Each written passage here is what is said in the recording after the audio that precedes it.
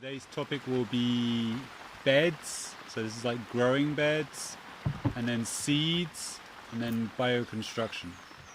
Okay, so we'll start with beds. Okay, and we're going to talk about raised beds. So the idea with a raised bed is that literally you are raising up the level that you're going to use for planting. So let's say that we have a level bed to start with, and then what we're going to do is we're going to add material here to raise up the bed. Okay, and there's lots of advantages to why we should do this. Straight away you can see that this line is shorter than this line, so actually we're creating space as a number one.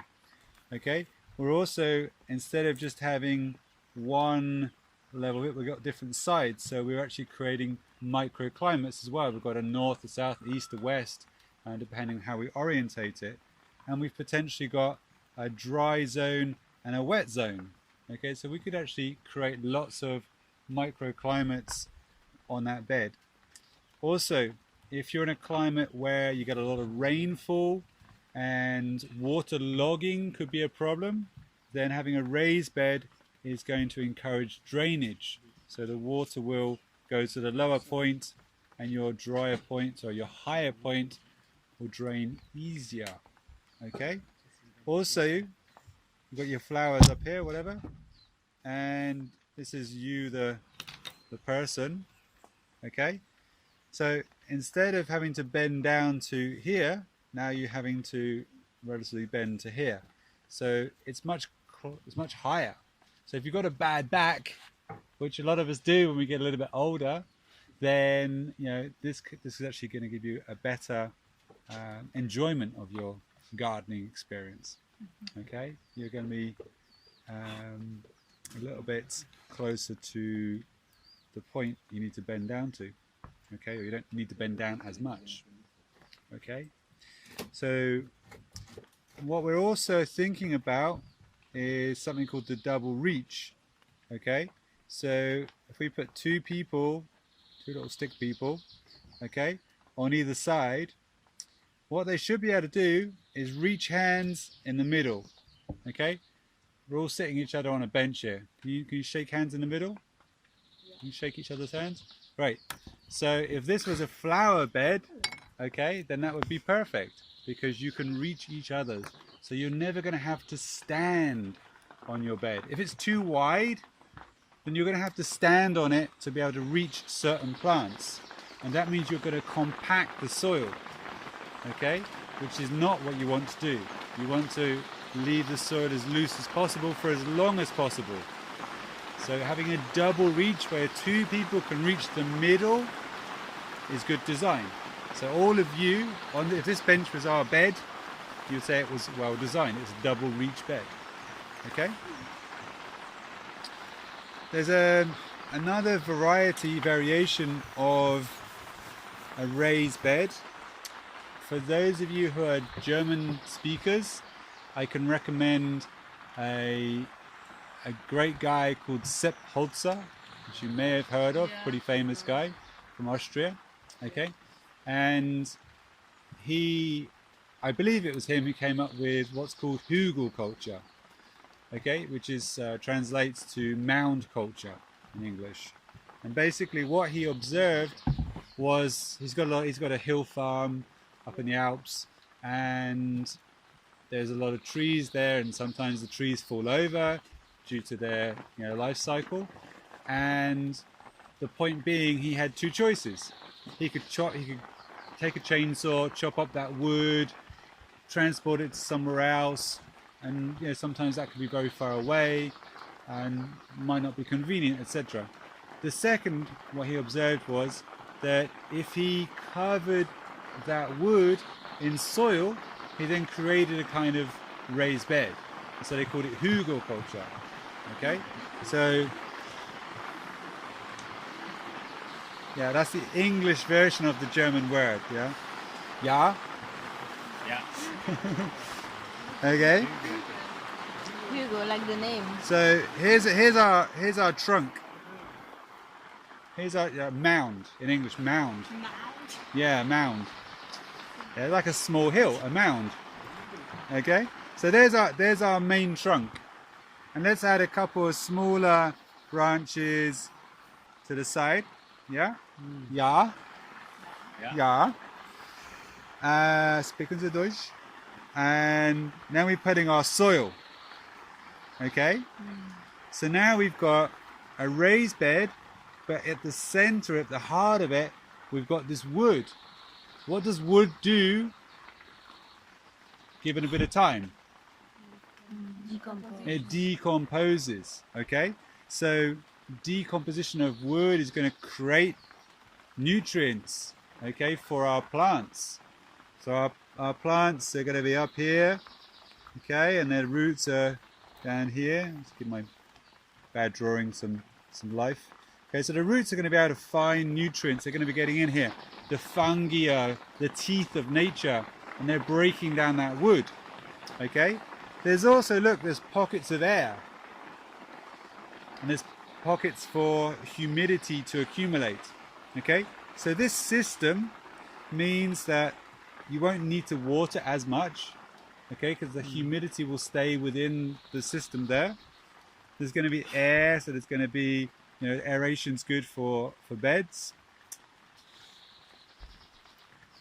What we're going to find that if we're in a temperate climate where decomposition is relatively slow, that the first year we're not really going to notice much difference, okay, because it's going to take a time for the fungi to start decomposing that tree. Okay, it may take a couple of years, but after 2, 3 and onwards, maybe 4, 5, 6 years, okay, you're going to see better and better results. It's going to be maturing like a good cheese or fine wine, or even myself. You actually plant the seed on the top, on the side. Yeah, so you can plant wherever you want. You've Okay. got the same ability to have microclimates. Okay, so you could have, let's say this could be a south facing and this could be north facing. So then you could put plants here that, like, if it's south facing, these are ones that like the sun, these are the ones that don't like. Okay, if it was, you could do plants that were smaller and then plants that were taller. So if you put the tall ones here, they shade out the smaller ones. Okay, so that's another thing you got to think about. Sun angle is, if you've got the sun coming from this direction and you put your big plants here, your little plants here are going to be in shadow, which may be fine if the plants that you're planting like shadow. But if they're like most plants, let's say, they prefer to be on the sunny side. And so you're going to have the small people or plants at the front, like a picture, like a photo, yeah? If you put me at the front, nobody behind me is in the picture, okay? So, I get stuck at the back.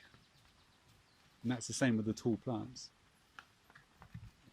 But with the decomposition, it's not falling?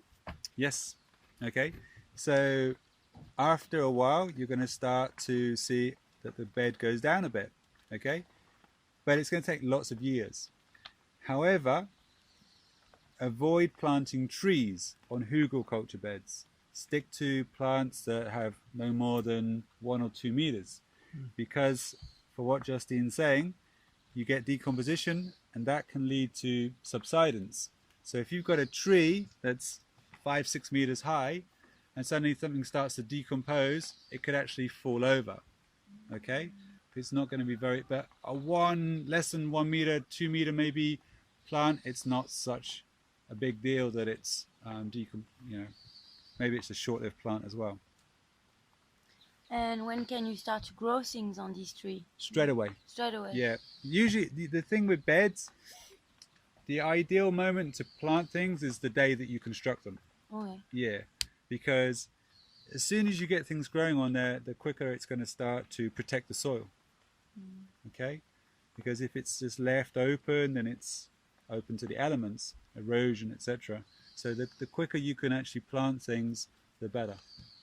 Okay, knowing that it might take a couple of years to get going properly, you may use other plants to help the system going. You know, leguminous plants, for example, nitrogen fixers, to help other species. Okay, you might want to use a ground cover, use your layers, etc. Okay, Can you mix stuff for sure. like trunks and charcoal? Yeah, you could. Absolutely. Yep. Um, Yeah, you could do a whole compost in there if you wanted. Mm. You know, this is just a basic, you know, starting point. You can And can can add more you things. add stones? I don't see why not. Okay. Yeah. If you thought it was going to benefit your system. Okay. what would be the soil layers thickness On top. to make sure it grows? So I think it probably depends on what you want to plant. Okay. So, but let's say 5 centimeters and more. Okay. Yeah. Okay, so that's Hugel culture. Okay, so we've done raised beds. If we're in the desert and we've got sand, and you know the conditions are the opposite of having lots of rain, we may need to do sunken beds to actually create places like sun traps. Sorry, the sun can't go in, humidity's in there. So you may think about the opposite way around depending on your climate. Okay. We've also got a nice design which we've covered in patterns if you've done it, and this is called the keyhole beds. Okay, they're called keyholes because they look a little bit like keyholes. Okay, so the idea, like I said, for the double reach bed, you don't want to stand on your bed. You don't want to have to compact it. So the idea being here that instead of having lots of path, which takes up space, you can walk down your path into this area, and then you're able to reach all of that space. Okay, so it's a nice little design. It's going to create extra space for you. So that's the keyhole beds. Okay, some plants need to be able to grow up something. Okay,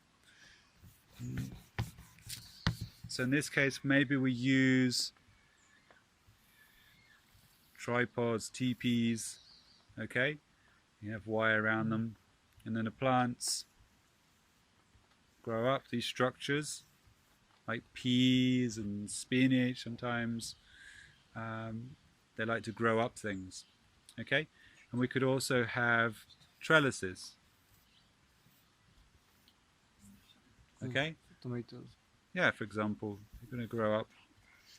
Okay, so let's take another, you know, with permaculture we like to have many functions of the same element, okay, to be really efficient with our designs. And as I said before, permaculture is not just about agriculture, it's also about our living spaces. So how could we include trellises to give us an advantage for our living spaces? Okay, so let's have a look at a house. This is our house. Okay, so let's say we're living in the northern hemisphere. Okay, so typically we like to be facing south, so the sun passes overhead. Okay, so if this is then the west, okay, then this is the side of our house which gets the afternoon sun. You know, the strong sun hits the west wall, so you don't want to have windows on your west wall. Okay, but what you could do is have a trellis.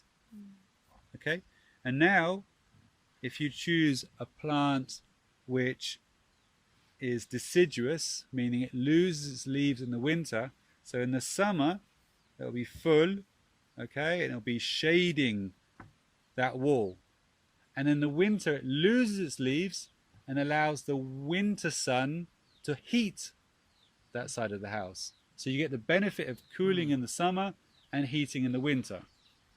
Okay, that's good design. Okay, that's reducing your heating bills and your cooling bills. Okay, so we've also got chicken over fire. Okay, we've got our barbecue out here, blah, blah, blah. And we could also put a pergola, okay? And so you have shade above you, and you can have a vine. If you've got the right climate, you could have grapes and other things. So literally, you could be having your barbecue and picking grapes off the vine and feeding yourself that way. Another thing to consider, again, it comes down to sun angle. So the further we get away from the equator, the more extreme the difference between the winter angle of the sun and the summer angle. So if we're like, way above the subtropics in temperate climates, then the sun angle in the summer is pretty much above us, and in the winter it's much lower. Okay, so we can design our angle here, knowing that if we do it right, then in the summer the shadow will be cast so that the sun won't go into our house. And in the winter, because the sun angle is lower, then the sun is able to will be able to go into the house and heat the house. Okay, so just working out the sun angle, which these days with smartphones, you can download apps for free, and it just tells you exactly what the sun angles are any time of the year. Okay, so you can say, okay, if I've got that angle, I'm going to have shadow in the summer, which is what I want, and I'm going to have direct sun coming into the house in the winter, which is also what I want. So we can use that as good design. You can also use things like tires, from cars. Very easy to make a bed, just put soil in it, and you can have a mobile garden, so to speak. You can put it on your driveway, and if you're driving your car in and you hit it by accident, no big deal. It's not going to break. Okay? So the next topic is seeds. So where do we get good seeds from? Okay, here in Colombia, if I go to the shop and I buy a packet of seeds, it says contains poison. Do not eat and do not feed to animals. That's what it says in the packet. But that's the same seed that we're going to plant and going to produce a plant from. Okay, it's fine once it's matured, but the actual seed is covered in poison.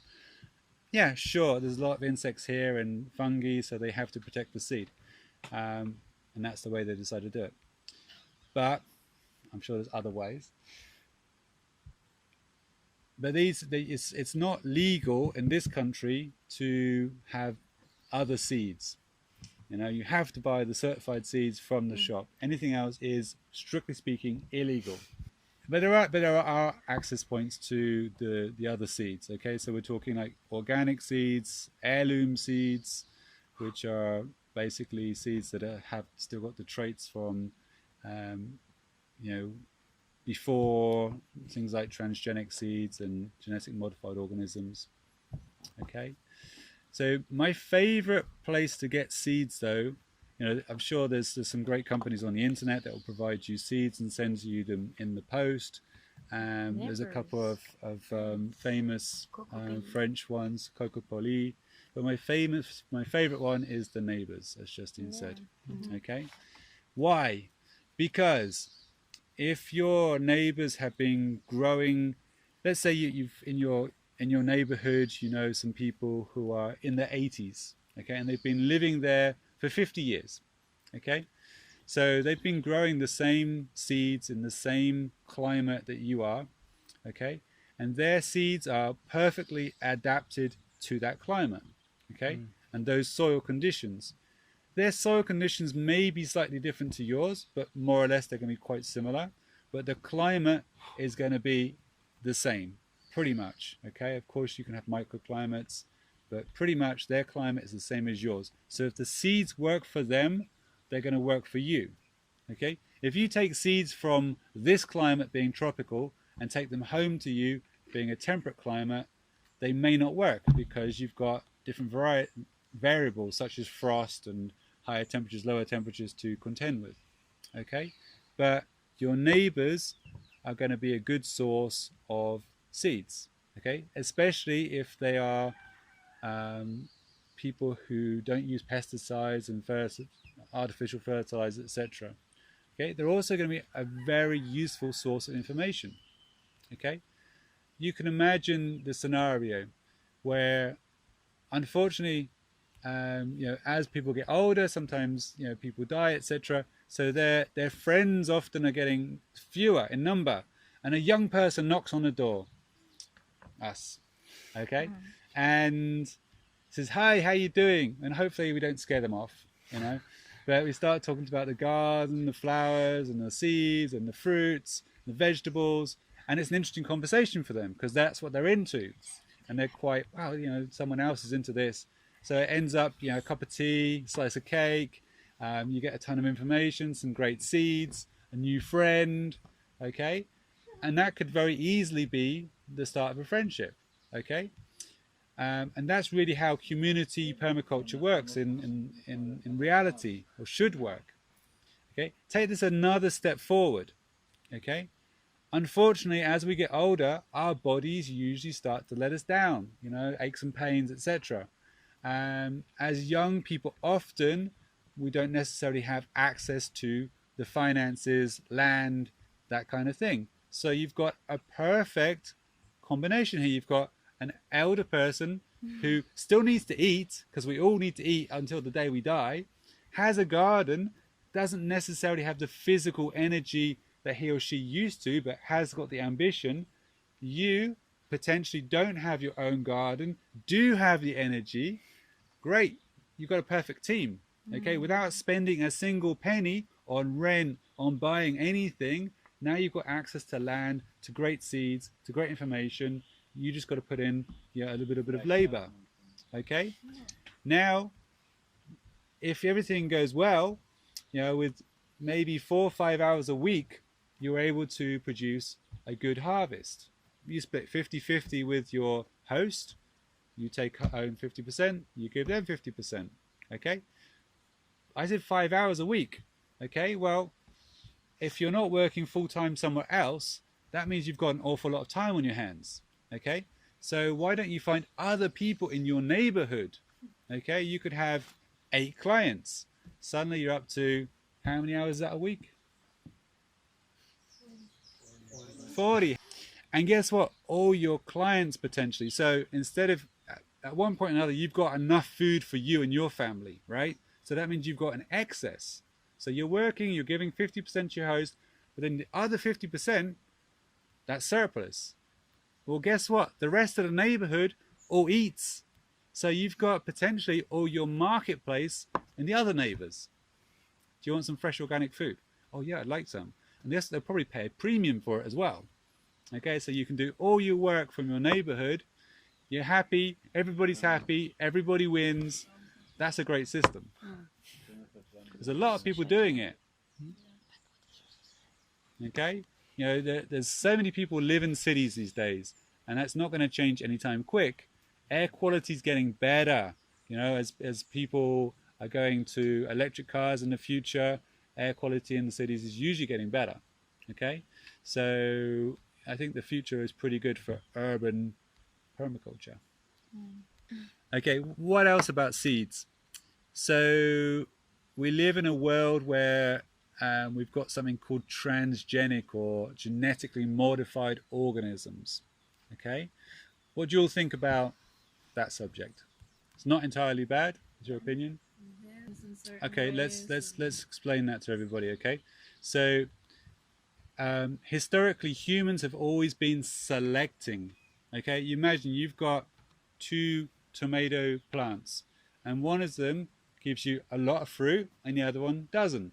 Okay, so which seeds do you store for next year? You store, presumably, the plant that had a lot of fruit, and that's called selection. Okay, so we're selecting for certain traits, where it's the color, the taste, the number, whatever it is that we desire. There's a great example of a person, a man, in France, and he selected tomato seeds based on their need for not much water.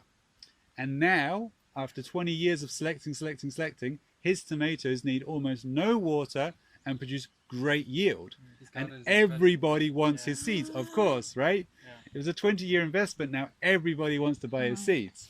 Okay, that's selection. Okay, what we're talking about in the moment is genetically changing the DNA of the plant or whatever. Sometimes they're adding bacteria DNA into the plant's DNA, to make it resistant to whatever they want to do. Okay, it's still relatively new, 30, 40 years, more or less. Okay, so I guess we're now on to the point we can say it's more or less long term. The effects should be more or less evident, but it's still relatively new. But even if it's good, it's not fertile, so you have to buy some new all the time. Which is sometimes true. Okay, there's seeds which have been designed that they're not fertile. Okay, and so therefore the farmer is having to keep buying them, and they're locked into that system.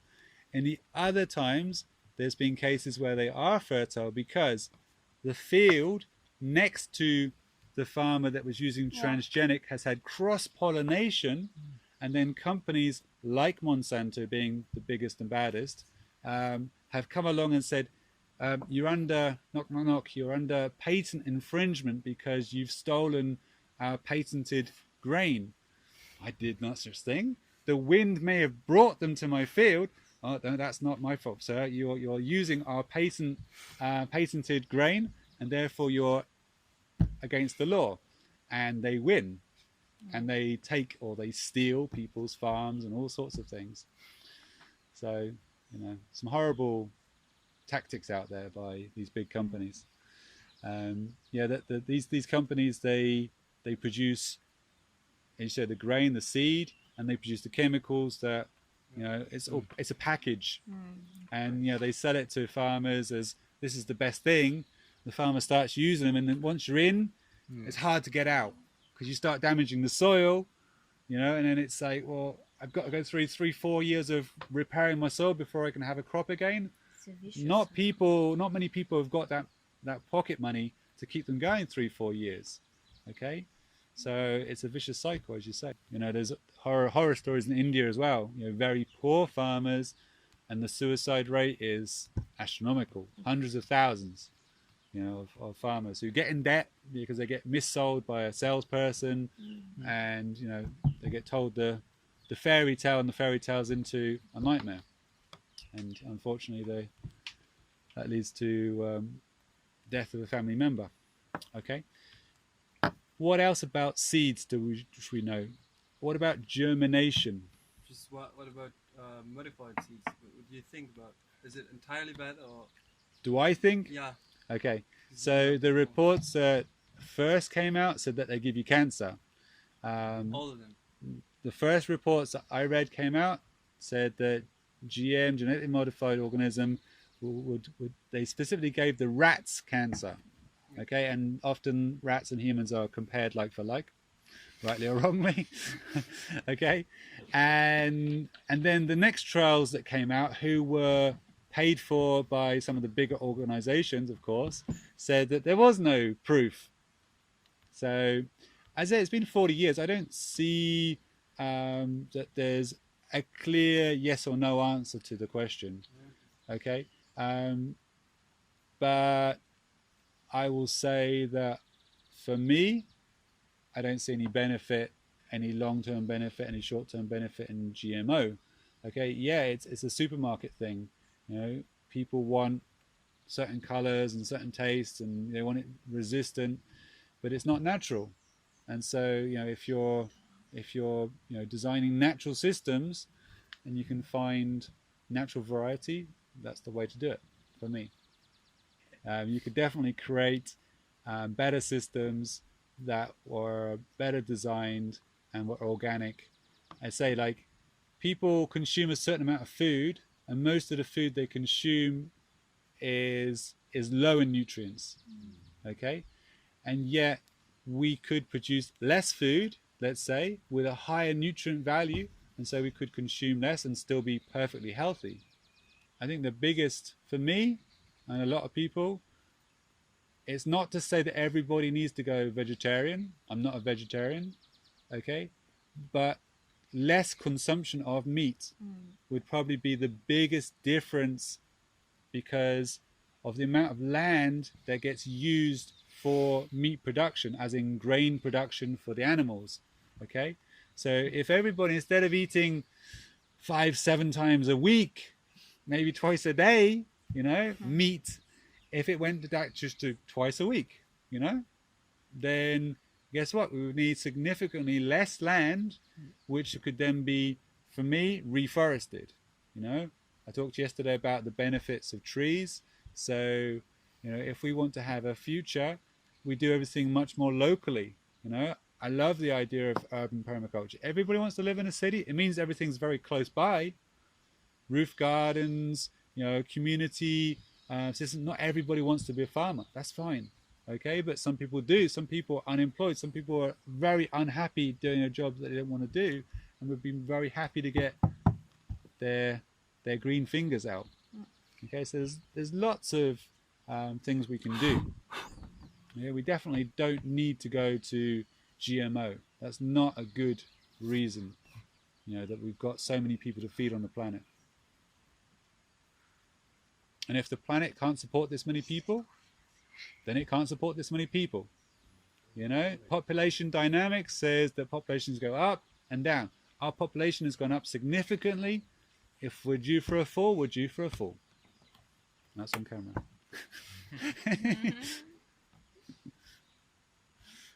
Okay, a seed basically is a dormant state. Okay, it's asleep. And so how do we wake it up? Water works most of the time. Water is usually the mechanism that will wake a seed up. Okay, so if you provide a dry seed with water, then it will start to germinate within a certain period of time. It may be a few days, it may be a couple of weeks, it may be a year. There's all sorts of times it takes. But it's not always the case. What other mechanisms do some seeds require to wake up from their dormancy? Do we know? Light? A thermic shock, okay? During winter is not a good time to grow, so it's cold. After winter, we know that spring comes, so there's a temperature change. So with some seeds, actually what you need to do is put them in the freezer for a night or a couple of days, and then take them out. So they've been in winter. They say, oh, I was cold and now I'm warm, and therefore it's springtime and it's time to break dormancy. Manipulation of the seed. Absolutely. You wouldn't need to do it with tropical seeds because there's no frost here. Okay, but certain seeds they require that mechanism. They will not wake up from dormancy. You can put them in water, you can put them in whatever, hot. No, they need to have cold before they get warm.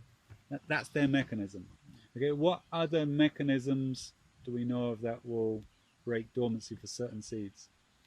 Heat. Okay, so you can imagine in a forest, the forest is dominated by big trees, and the little trees keep popping their head out, and they go, oh no, it doesn't work, there's no nutrients, there's no light, and they die. Okay, and then one day they pop their head out and there's no big trees, and they kind of said, what happened there? And then they've realized over time that there's a pattern, that when they get really hot, there's no big trees, because the really hot signifies a fire. Okay, so a fire basically, as we've seen this week, clears all the competition, if you want. Okay, so then this seed responds to that heat and says, now's my time, here's my opportunity. It's an opportunist. So boom, it will germinate because of heat produced by fire. Okay, another way is that if we think about the mechanism for delivery of a seed, okay, certain seeds are very light, they get taken by the wind. Some go floating down the river, others get eaten by an animal.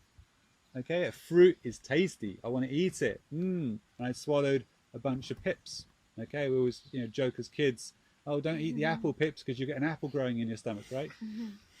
Is it a Rubbish. joke? It's a joke, yeah. Oh. It worked for you? You're still waiting for the apple to pop up? I just Okay. don't eat the seed. All right. so basically seeds have been designed to go through the digestive tract of an animal, okay, and they get deposited far away from where they're grown, and they're deposited in a nice bunch of manure as well, okay. But the point being that when they go through a digestive tract, they often get damaged, okay.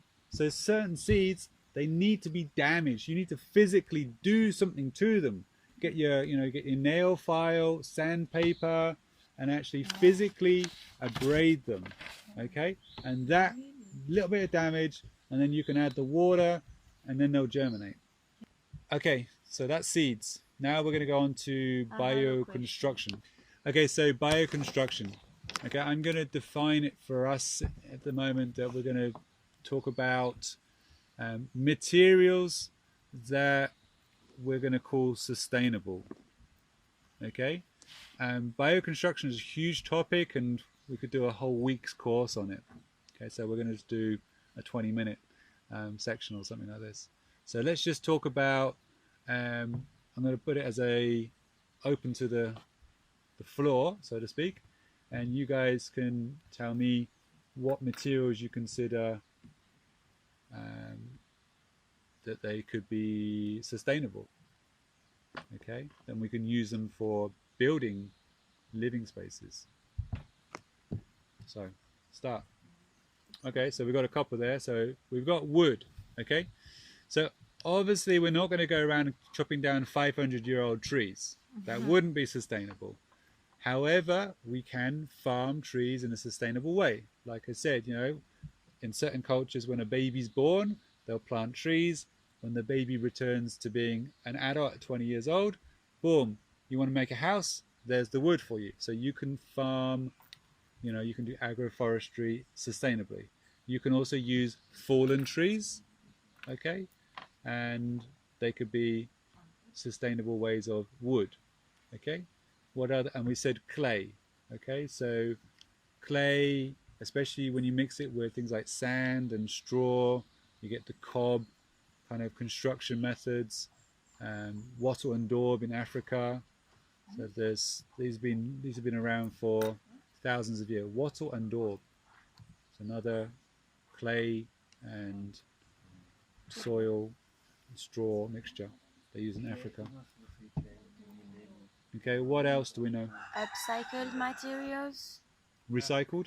Yeah, like in cities, we don't have access to clay and even wood is really, really expensive, and often it's treated or stuff like that. But we have a lot of things that are not used by anybody. I agree. I think if someone's been bought, taxes paid, and then they've discarded it, and you recycle it, I agree. For me, that's sustainable material. What other materials do we know about? Poo. Poo? Yeah, people build houses with poo and grass, and a bit like with the clay we do. But if you don't have clay, people use cow poo or cow poo. Cow poo. Cow poo is pretty common with bioconstruction. Yeah. Can help with. It's got nice chemical properties. What else? Leaves. Okay, so as you said, above us, the kitchen is made from palm leaves. Bamboo. Okay, so bamboo is a nice material, and it's a grass. It's very fast growing. In certain cases, it can grow even as much as a meter a day. It's like crazy fast. A meter a day? Yeah, in certain cases, it's pretty rare. You can use stones for bioconstruction. Stones, castles are made from stones, aren't they? And they're still good examples of castles that have been around for hundreds, if not 1,000 years.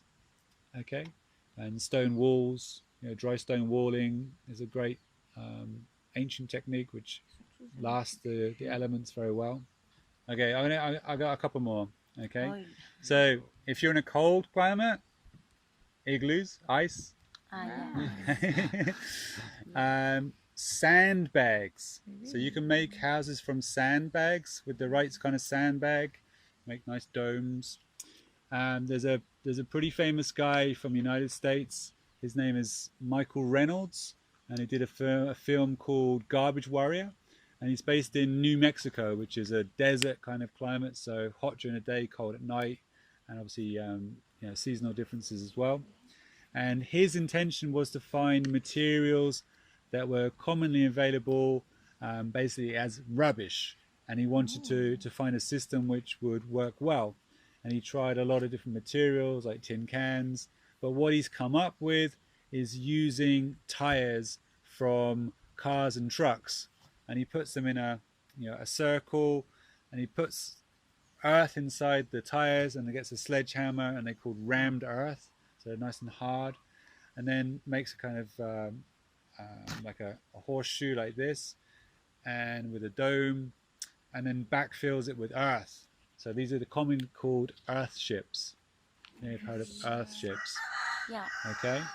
So the thing with all of these kind of alternative systems is that are they going to be allowed by your local government? Yeah. Okay. Often the case is no.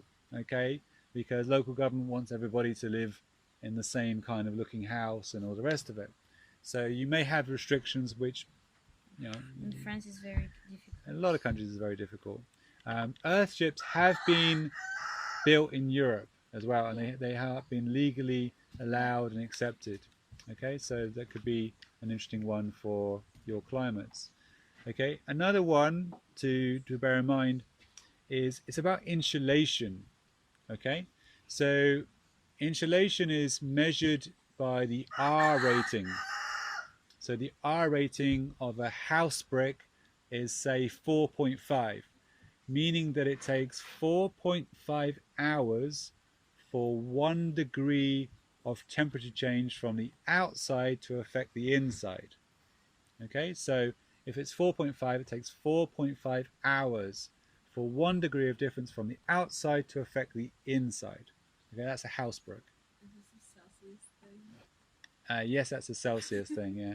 It's pretty much the same for Fahrenheit. It's not much different. Okay, so the question I've got for you is about straw bales.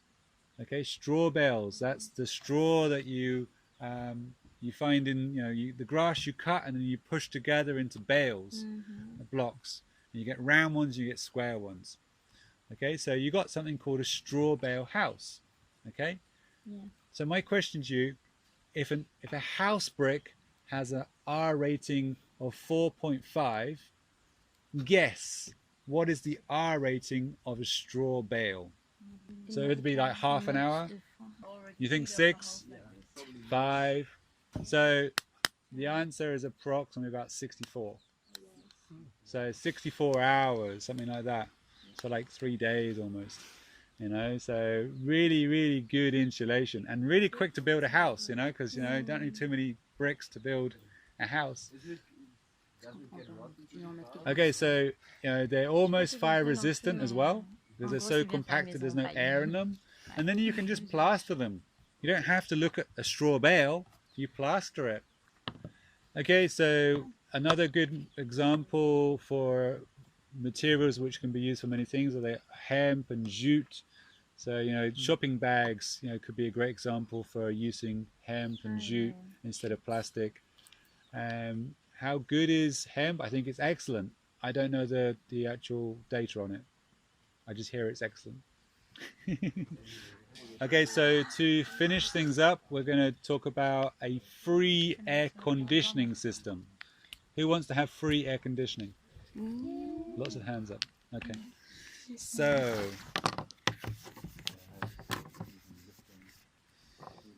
we have our house. Officially, if we have a tree here, the tree evapotranspiring, as the trees do, will create a cooling effect. So that's one example of free air conditioning, a tree. Okay. Another one is, let's say we've got a garden space and we have over here a ditch in the floor, and we connect a tube, like a water tube, like the type of tube you have running down the outside of a house, the water tube, and it runs for 30 meters Yeah. from there to there, and it's 1 meter beneath the surface. Okay, it has to run at an angle so that any water vapor would run away from your house, and both ends are going to be screened so no animal, spiders, etc. Can go through. We're going to have a ditch here, and we're going to obviously cover it for security, but there's free airspace and it's shaded. So outside temperature in Celsius, 30 degrees. Okay, pretty hot day. Our house, heat is rising. Okay, heat usually escapes through underneath the roof or the roof itself. Okay, so we have a convection. Okay, it can be pulled up. So we've already got a shadow bit, so it's already going to be maybe 25. Now the important part is that the soil is always going to be more or less about 18 degrees centigrade. Okay, so because the air is passing through a tube for 30 meters at 1 meter beneath the level of the ground, there's time for the air to cool down. Whoa. Okay, so by the time it reaches your house, it's probably 20 degrees, something like that.